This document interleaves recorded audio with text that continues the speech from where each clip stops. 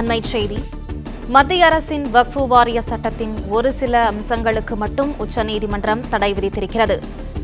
வக்ஃபு வாரிய சட்டத்தில் ஒரு சில அம்சங்களுக்கு மட்டும் உச்சநீதிமன்றம் தடை விதித்திருக்கிறது. அண்மைச் செய்தியாக பார்த்து வருகிறோம். மத்திய அரசின் வக்ஃபு வாரிய சட்டத்தின் ஒரு சில அம்சங்களுக்கு மட்டும் உச்சநீதிமன்றம் தடை விதித்திருக்கிறது.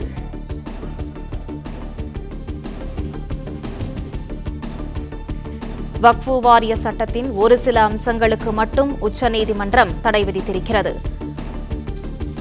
அண்மைச் செய்தியாக பார்த்து வருகிறோம். கூடுதல் விவரங்களை செய்தியாளர் ஆனந்த் வழங்க கேட்கலாம். ஆனந்த், வணக்கம். விவரங்களை சொல்லுங்க. வணக்கம். வக்ஃப் சட்டத்திற்கு சில அம்சங்களுக்கு தடை விதித்து உச்சநீதிமன்றம் உத்தரவிட்டிருக்கிறது.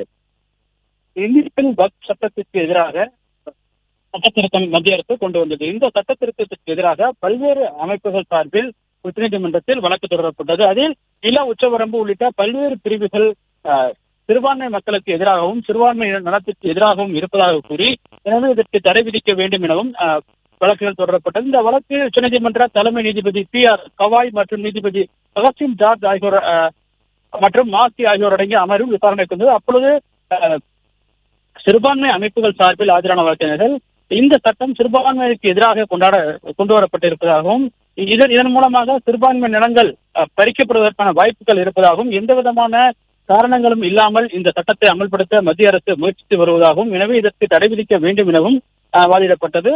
அதே போன்று மத்திய அரசு தரப்பில் அனைத்து அம்சங்களும் ஆய்வு செய்யப்பட்ட பிறகே இந்த சட்டம் கொண்டு வரப்பட்டிருப்பதால் இதற்கு தடை விதிக்கக்கூடாது எனவும் வாதிடப்பட்டது.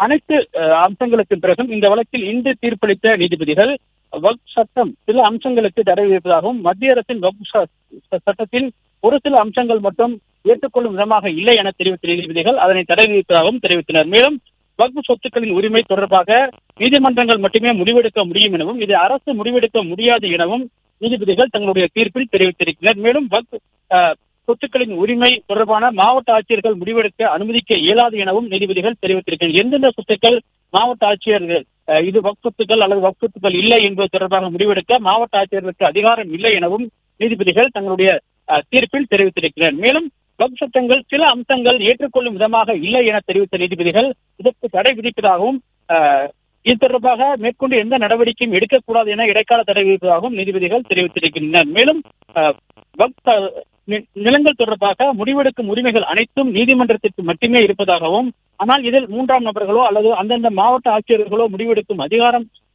வழங்க வகை செய்யும் அந்த சட்டப்பிரிவு செல்லாது எனவும் நீதிபதிகள் தங்களுடைய உத்தரவில் தெரிவித்திருக்கின்றனர். இந்த சட்டப்பிரிவுகளை தொடர்ந்து அனுமதிக்க முடியாது எனவும், இதற்காக இந்த சட்டப்பிரிவிற்கு தடை விதிப்பதாகவும் நீதிபதிகள் தங்களுடைய உத்தரவில் தெரிவித்திருக்கின்றனர். பிளே ஸ்டோர் மற்றும் ஆப் ஸ்டோரில் இருந்து பாலிமர் செயலியை QR கோடு மூலம் பதிவிறக்கம் செய்யுங்கள். செய்திகளை உடனுக்குடன் பெறுங்கள்.